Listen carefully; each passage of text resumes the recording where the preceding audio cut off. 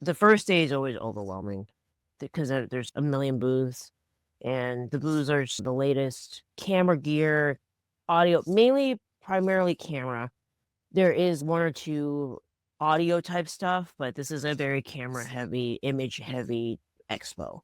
So you've got your Canon, Sony, ARRI, and then lots of also different lights. So like your aperture, lux, your like any, and then like on top of the usual brands that you hear, there's other new inventions. So this is the opportunity for some of these other brands that are coming in as new technology to showcase their stuff as well. So you've got 20 giant telescoping jib arms everywhere, and people are trying them and stuff. And then you've got like robots, driving machines, like people are just trying this, they're like driving everywhere.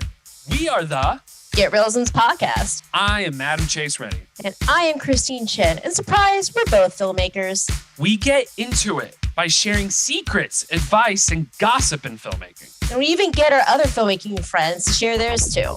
So please, everybody, join us for an ode to filmmaking. There was like a million entranceways to Universal Studios, but for this event, it was like stage 10 and stage 3 were the places you could enter in. Stage 10 on day 1 was like an absolute shit show. It took us 2 hours to get into the event. And there was just, I guess I came at the time where it was like peak time that everybody went in at. So for everybody who does Cinegear, go early. Don't go at, oh, I'm going to eat lunch and then go. No, it's going to be a complete shit show. Basically, I didn't know. It wasn't like this at Warner Brothers because Warner Brothers lot is significantly smaller, not like Universal Studios. But this one, to walk from where you parked to, I was like, oh yeah, I don't need the shuttle. They had a shuttle system. I was like, I'll be fine. I'm just gonna walk. And then I finally get past like an hour long of security and I start walking and there's a sign that's 10 to 15 minute walk. I'm like, this is probably for people who are out of shape. And I keep walking. I'm like, this is 10 to 15 minutes.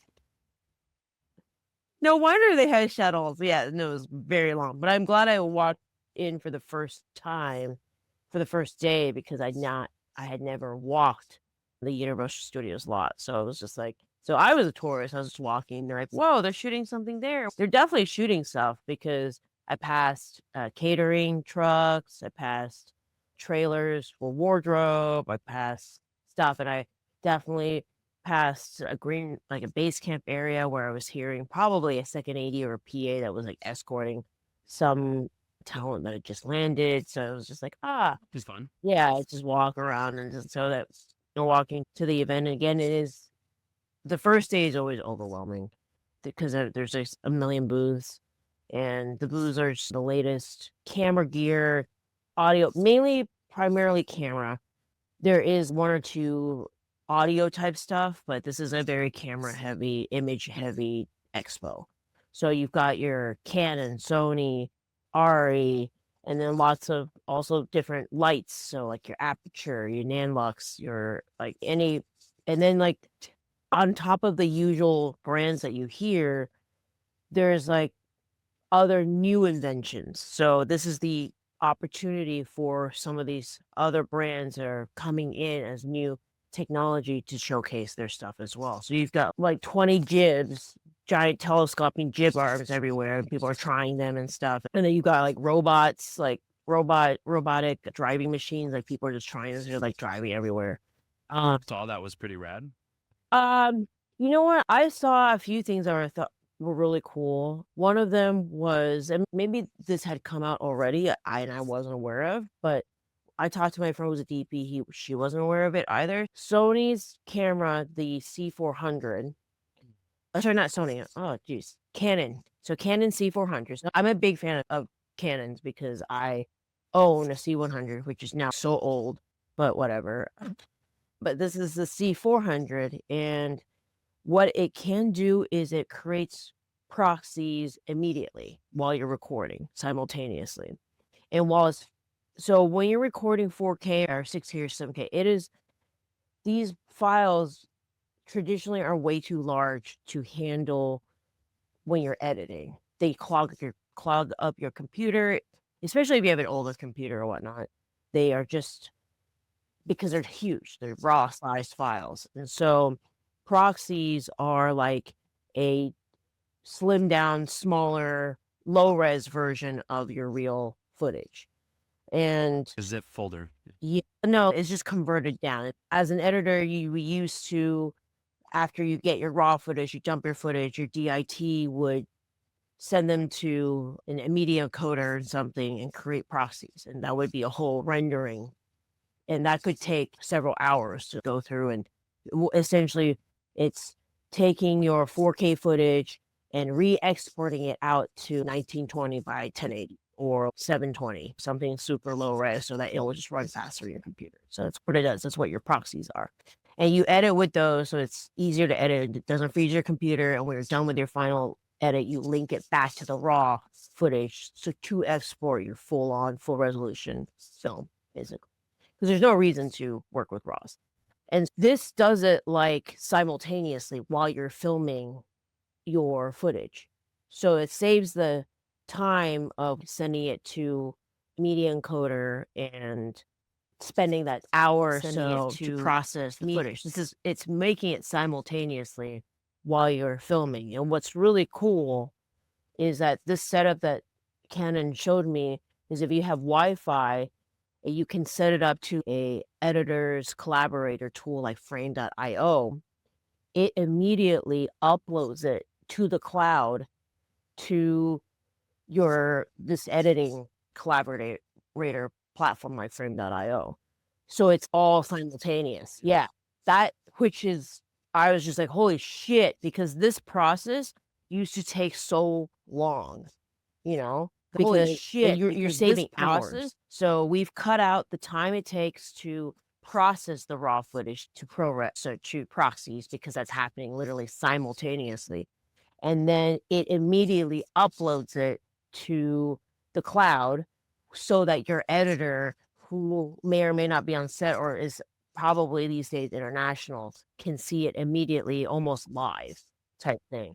So it's super sick. So I was just like, whoa, because the time has decreased significantly. So literally wait. You don't have to wait. Yeah, no time. And I saw it demoed like he was like, all right, here we go. We're gonna record a clip.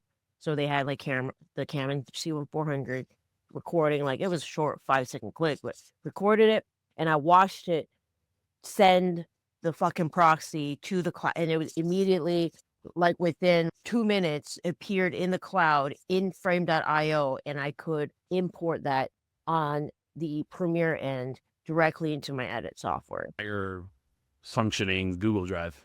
Yeah, it was so fast.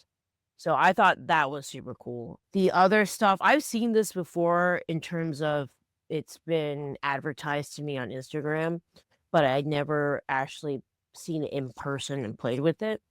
But there's these filters. So when you're filming, you can like slide filters into the matte box and stuff. This particular filter has built-in like glitter and like different substances that catch light in a weird way. And it's like emulsed into the lens so that like the glitter literally is like slow mowing, like dripping down through whatever they put in there. It's like oil or whatever substance. I guess this is equivalent to if you were to rub Vaseline onto your lenses, how they used to do it in the old days. And so this is that.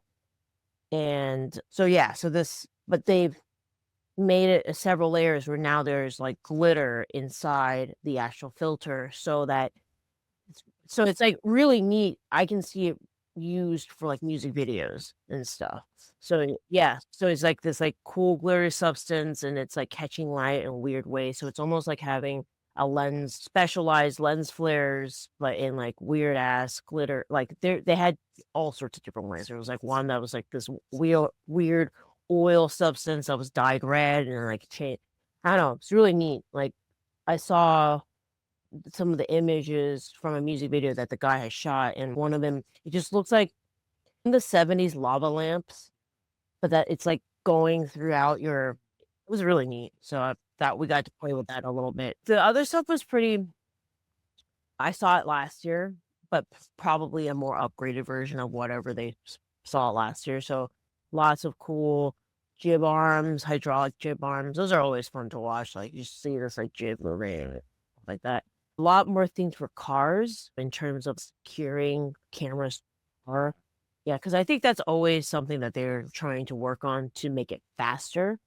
Because traditionally, actually securing anything to a car always takes forever because you got to build the rig and then secure it. But these, I saw some like really decent like suction cup type stuff that seemed pretty secure. And I don't know, there's just like a lot of cool upgrades to equipment. It's just like all this equipment that's there, and then there's an opportunity for everybody to play with it and try it and test things. So These aren't like prototypes, right? Like you can these are no, cases. there's full cases, correct. Purchase. So there's like some of the it's like the best equipment type there. Zeiss, Ingenue, like all the major lenses, and like you can go and hey, can I try this lens? And then put on and you can try it and stuff like that. So there's like ARRI cameras, Red cameras galore. There's so many fucking ARRI and Red cameras. I was like, there must be free. Yeah. Many everyone. Cameras? Yeah, it's a free camera. One of the friend that I went to, she's a DP, Daniela. She won an aperture bulb. Those things used to cost a lot. They're now we looked up the market price. They're like $80, but that's still. I mean, it's still $80. Yeah, right? Like it's like the light bulb. The light bulb where you go and then you can screw it into different things and change the color. Yeah, smart light bulb, but it's like specifically aperture. So yeah, it was just I don't know. It's always exciting. They always have the big raffles at different spots where you could actually win a camera or something, but that's very hard to get. But you just throw your name into their little raffle thing. I know I discovered that to get onto a table they're very protected, but because of how expensive it probably is to have a table there, all the brands are very protective of their space in terms of this is ARRI. There's nothing but ARRI stuff on this table type thing. So I've been trying to. I go to Cinegear a lot to promote Get Reelisms, and I discover that if I offer the book as a giveaway, then they will keep it on the tables for free. So yeah, we were a giveaway for Film Tools, which is technically a vendor partner of ours anyway. So we are a product within Film Tools, which I secured last year because I was at Cinegear. I walked around, showed it to the guy that was the head of Film Tool. These are great. And then had it with on-set headsets as well. But it's neat because you're talking to the founders. that is cool. It's not like there's 10 layers to, yeah. So that's the power of Cinegear is that you're going there and you have access to the founders, the people, the decision makers. So that's why people like going, and that's why I wanted to go, just see if there's any other potential partnerships or to just show. And it was funny. I was trying to explain to my mom while I was driving home because the most exciting thing that happened to me yesterday was that I met Sir Roger Deakins. Yeah. I saw that on your story. I was quite happy. Yeah. So Elated as well. yeah. And I'm driving home telling my mom, she's like, what's the DP? I'm like, God damn it. I'm like, all right, here we go. When you film stuff, the person who films it, but not really because I could also be a camera operator, but I divert. The person who decides that's the director photographer. And she's like, the director? I'm like, no. I'm no. So I was like, you just need to know that the best cinematographer in the world, probably for a legend, was there. And I got to talk to him. Hand him a Get Reelisms book. That's all you need to know. It's fine.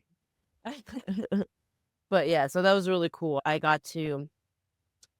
had 2 goals yesterday, and my goal was get into his talk. So he did have a panel in the morning at 10:15 a.m., which doesn't sound early, but you gotta beat everybody else. LA, it's early. Yeah. You got to leave at 7 a.m. Yeah. And also you have to beat everybody else who's excited that Roger Deakins is going to be there. So I was like on the Universal lot about 8-ish, which then it, of course, was security and all that stuff. I didn't get into line till right at 9-ish. But like that, but when I got there, there was still a giant line already. So I wasn't the craziest. I got there like just in time type thing. And it's because these theaters aren't very big, which was that was one of the disappointing factors of the event. Was a lot of people commented that the spaces for these panels were a lot smaller than they were in comparison to the past years at WB or Paramount. I had no clue because I didn't even know there were panels last year because I was a newbie and had no clue what the fuck Cinegear was. But yeah, so I did get in. I did listen to Roger Deakins, and it was moderated by Jay Holden, who is basically the technical director or editor of American Cinematographer, the magazine, which is run by the American Society of Cinematographers, so ASC. And he asked Sir Roger Deakins, hey, have you in your career ever wanted to quit? And and Roger Deakins just laughed. He said, all the time.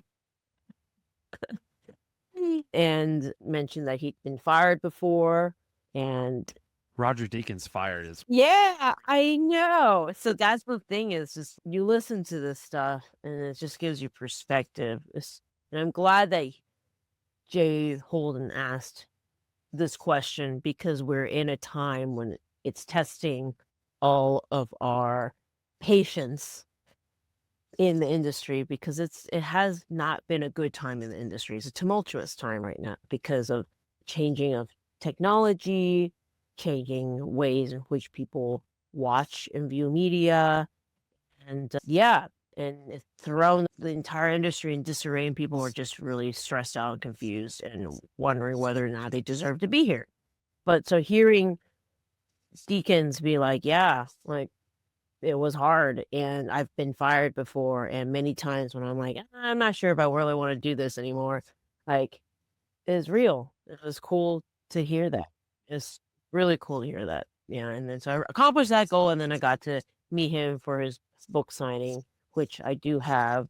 He signed Get Reelisms. Yeah.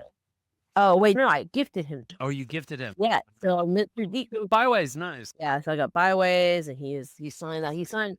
Yes. He also signed my, see right here. This is my Cinegear bag. But there he, yes. Yeah. So both him and his wife signed it and I gifted him. That was my goal. I just really wanted him to have the whole Get Realism suite. So he got the ABCs of filmmaking, he got Get Realisms, and then he got a camera sticker. He liked the camera sticker. In the video, that's what he's laughing about is the camera sticker. I saw that. So yeah. Because the camera guy is definitely modeled off of a First AC. He's got like focus ring. But yeah, so it's just neat to know, okay, one of the greatest in the world has our product. But and then the first day of Cinegear, so that was yesterday, was second day of Cinegear. The first day of Cinegear, I got to go onto a panel for the Chef's Table, the creators of Chef's Table. Oh, fun. That was an excellent panel. And they were celebrating their 10 years. I can't believe it's been 10 years since Chef's Table has come out. I still feel like it's this new thing. Like, it's not. And the creator, David Gelb, was there, and he was there talking about his first documentary, which is Jiro Dreams of Sushi. Really? Yes. I love that document. Yes. Love that doc. But it was neat because he was like, yeah, that was like my first doc coming out of film school. And he spent a month in Japan by himself. He was a one-man team for that.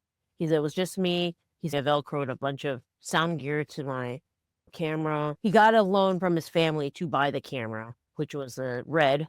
That's why he was speaking, because the panel was for Red, basically. So it was like one of Red's first cameras. And he spent like a month and shot Jiro Dreams of Sushi. And I love that doc. I think that doc changed what documentaries can be in the culinary world, especially because when you think of like food shows, you think of like food challenges and not, or like maybe your person who's teaching you how to cook, like very sitcom-y looking TV stuff. You never think of it being cinematic. And that for me was the first time I was like, oh my God, like food is, he made it so cinematic and beautiful. And it was about the journey of the chef. And I think that's what has hit audiences so hard. Something that David mentioned, or one of the executive producers said, that filmmakers and directors are very much like chefs, where there's this goal of trying to achieve some sort of perfection that doesn't exist, but it's this obsession with what you do to try to reach there. And it's all about this passion. And that's what I loved about Jiro Dreams of Sushi, is just like Jiro being like, every day I do the same damn thing, but I'm trying to do it just a little bit better. So it's reps, and he's what, 90 some years old, still doing it, and still. And so I just think that's amazing. And then Chef's Table continuing on that theme throughout all of their episodes. I think it's just, I don't know. I love the journey of the chef. I just love where they get their inspiration, and the guy from Millennia, where he's, oh yeah, I looked out and I saw a branch and it was so beautiful. And then you see it like how his interpretation of that as a dish. And it's, yes, it is art. So I don't know. I love Chef's Table. And so it was cool to see the original creator, his DP, and then the executive producer, plus his other director, or another DP. But it was just neat to hear them talk about, yeah, we go in and we rig the kitchen, and it's sometimes extremely hard because these kitchens are quite small. And then the DP being like, yeah, we've melted so many matte boxes because he's like really close to the fire and stuff like that. And it's just, I don't know, that was neat. That was one of my favorite talks. And then yesterday, my favorite talk was Deakins, plus there was a talk brought on by the Alliance of Women Directors, and it was 3 well-known TV directors who direct genre. It was just neat to hear their process of prepping. And they're like, yeah, we get the script, and the script is like, something, fire is about to happen, a dragon appears, and there's a corpse that is degloved, and that's what we get, and we got to interpret like how we're going to do that. And it was just like, that's so wild. Yeah, and they got to go location scout for this. And it was neat to hear, yeah, when you read something, anybody it can be interpreted in so many different ways, right? So their process of going through and interpreting it. And then, I don't know, it was nice because in that moment I was like, oh, I do all that. I do know what I'm doing. I know I've done that. Yes, I've coordinated the stunts and Ursula, and then we had to shoot in 4 different weird directions and make it look like one master shot because the flood happened. And then like this, but that's the beauty, I think, is like that magic of cheating things and making it look a certain way. And I don't know, it was just neat to hear it from people who are doing like big things and saying, and it's the same problem. Indie spirit. Yeah. Yep. Yeah. So That's fun. yeah. Seemed like you had a good time. I had a great time. That's really great. These are the times, I think I posted something about this yesterday. It was just like, I'm trying my darnest to not talk shit about LA. It's very hard, but it's times like these that you are reminded why I came, at least. This access to being of drowning in film, really, because you are able to learn so much. And that is why I came here, is to have access. Like, I would probably never have met Roger Deakins elsewhere in Austin. He lives in London. He flew over here, right? Yeah. And then I probably wouldn't have seen some of the technology I've seen in one place. Probably wouldn't have been able to be in a panel with, maybe South by is probably the closest that we have in Texas, for example. But that's hard to, Pretty hard, dude. yeah, but not necessarily. But I think it's just South by Southwest is your closest to that, and this is like there's so many Dedicated to cinema right, yeah, here, yeah, technology. Yeah. yes. And I think one of the other things I've realized is this: it's very common for people to be like, hey, I'm just gonna go to this one rental house out of there's like hundreds of rental houses, right? And just go there and just spend time learning about the camera or playing with how to put it together and stuff like that. And that's just so common because there's so much of that. It's so available. You don't necessarily get that in Austin unless you're like on a job. I don't know. It's neat. It's just resources is why you move to LA and suffer. And I had a lot of these conversations with various filmmakers in line while we were waiting for different things. And so that was the conclusion. Yeah, it's really hard here. And it's so hard to get. I saw this one cool thing, or I got to do this year. I got to find. So I don't know.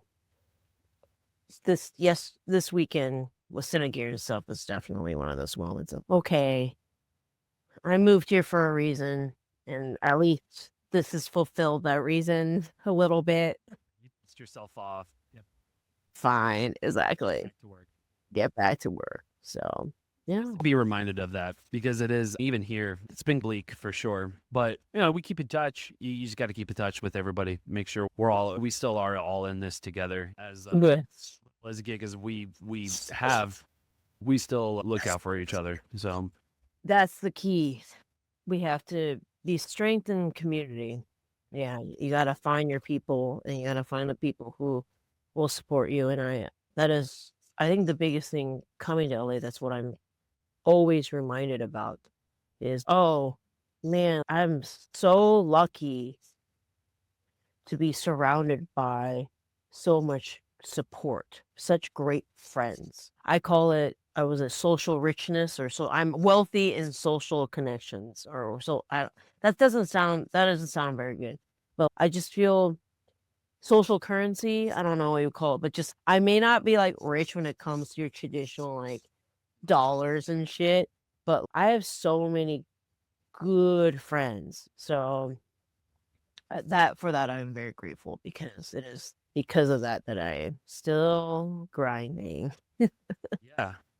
But you just gotta listen and know that there are people who are just like, hey, listen, I don't know how I'm gonna pay rent next month. Yeah. Hear that from other people. It's okay. It helps. Yes. It helps, but it's also one of those things where it's like, how long can we deal with? I know. It's scary. It's scary. No. Like I said, honestly, like you said, it's just nice to hear from fucking legendary filmmakers like Roger Deakins to just go, I haven't fired. Shit sucked. Yeah. I've gotten my ass chewed out. I've gotten scared before of the unknown of what's going to happen in the future. Yeah. You don't know. In our world. Exactly. It's like, feels like a repeat of 2020. I know. No, it is. But that's what I was saying. It's repeat. It just, I don't know. It just, if you read history of Hollywood, this is a repeat of all the other histories. This always happens, but it doesn't make it easier when you're in it. No. But for context, this has happened at every major juncture of technological innovations. This happened. So, buddy who works in the music industry, and he's even saying, oh yeah, you can get on SoundCloud, you can get on all these websites and make TikToks and make music and stuff, but it's all due to algorithms. It's all due to technology. See, okay, if I get this video out, then maybe it will hit the algorithm in a perfect way. It's like you're trying to create the perfect algorithmic story thing. Yeah, any media, whether it's music or videos or whatever. Yeah. And you try to get it out there, and it sucks because it is that luck-based thing. It requires hustle. It requires a hilarious amount of hustle, for sure. And it feels like we don't stop hustling. Yeah. Even if you are Steven Spielberg is still making movies, and he's 75. So it's just one of those things where you just have to know and be like, you know what? Yeah, I just got to get back out there. I just got to get back. I just got to get working. And it helps me, especially like going back to the script and rewriting and looking at, because that's ultimately what I want to do. But at the same time, it's like the process and getting it in there it's been nothing but failures and hardships, for sure. Yeah. Yeah. What was really neat is one of our prior guests of Get Reelisms, Jim Planette, the gaffer of ET. So he was speaking up on one of the. It's neat to be like, oh, I know Jim. Hey, Jim. And he's like on the stage talking. And this particular talk that he had was fascinating because they were paying homage to his father. So his father was also a gaffer, and his father gaffed It's a Wonderful Life and all these like really big films. And he was able to get a bunch of archival pictures. And you see these dudes moving like massive, like giant ass lights. They're like the size of this wall back there. And you need like 70 of these to do what this one panel does today. And they're like 5 guys, like trying to move this thing with tank tracks on it. G&E need 9 hours just to Yeah. one. It's like unreal. Yeah. And then their dimmer panel was like this thing that had an actual like handle. Yeah. And there's again 6 guys on there. And Yes, it's unreal. There's instead of a button, it's 6 guys on these like cranks. And there's a picture of his dad like pointing, and it's like he's trying to tell him like dim all of them out at once or something. But it's just, man, how cool is that? And so Jim talking no walkies. I know, and that's right. And it's fun. Man, then it's another breed. Jim, when did the walkie come out? That's a good question. I would like to know, when were walkies invented? Walkies were invented in 1937. So maybe they had used for like commercial use, correct. This was for war. So no. Radio frequencies and stuff. Yeah. And Jim is like, yeah. And then now I have a button and I can just turn it left and I can change the color temperature instantly before we have to. And I at least we remember C47s and like changing. I had so many gels, like a gel packet, and we go and okay, let's put some CTO or let's make it more blue. Yeah. Still bring C47. I still have a bucket of C47 that I bring with me everywhere. It's more wild, though. Because you'll still pull out some of those older lights. Yeah. Like, oh man, I don't have any. What this thing? I got a whole bucket of them. But I don't know. It's just neat to hear that from. And he's got a picture, Jim, like next to ET, and everybody's, oh my God, ET. It's just neat. Even Jim talking about ET was so fascinating too, right? Because Jim talked about it in a way that was like, because it was like, he said it was boy's life is what it's called. Yeah. Exactly. And he was just like, because I think Steven Spielberg was like in the process of Poltergeist or just finished. Yeah. Yeah. So he was in the middle of Poltergeist as a producer. He wasn't even a director, but he was saying that he was ghost directing. That was what was cool. And that he couldn't go to the location scout for ET because he was in the middle of producing Poltergeist. And so they went on the location scout and came back to meet Steven Spielberg, who was on set clearly directing on Poltergeist. Which is funny because for those of you who don't know, location scouting without a director is a little really hard. Yeah, it's wild because you're just standing. You're like, I think this is where we're shooting. This camera's gonna be there. Yeah, I don't know. Yeah, I think Steven wanted everything. He mentioned he wanted it field. No, yeah. My point is though was that like it still felt like it was a big. I mean, it's one of the biggest cultural iconic films. Yeah, but it was treated like a fucking independent film. Yeah, a film. Gun. It was like, I don't know, shoot it. We have a kid on set. Jesus, we got to get our day done. Well, fine. It's fascinating to see that because it's like when you see, because all you know is a finished product. Well, so when you watch it, you're just like, oh, the elegance. Yes, nobody knows the shit show that happens on set. That's the most fun, though. At the time, as she cried on set, it's a lot. Yeah. A lot thrown at you. Yeah. Any other film and any other feature, it's just that one was like the cultural monument. Oh. Yeah. We have to conclude it because Josh is waiting. However, I wanted to say that that's the cool thing of like Cinegear and events like this is that you get to hear the stories of what really happened on set and straight from the person who was on set. And I think that's the coolest thing ever. Oh, and Jim, when was it Jim? Yeah, when Jim was talking, he pointed out like the first AC from ET had also shown up and was sitting in the audience and stuff like that. And he was just mentioning how like hard it was to pull focus and stuff like that because like Steven was all over the place. So I just thought like that was so cool. That's so cool. Yeah, we also had the DP for Back to the Future, just a George Burst. Yeah, was there as well talking about, and they had like pictures of what the set was like, And y'all were at the Universal lot with. Yeah, yes, that was the point. That was they brought it because it's like their anniversary.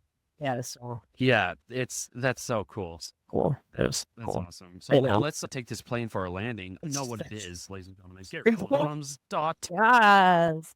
You should own it because Sir Roger Deakins has both copies. And if Sir Roger Deakins says it's good, approved. Deakins. Approved by the one and only legendary DP as Sir Roger Deakins was other.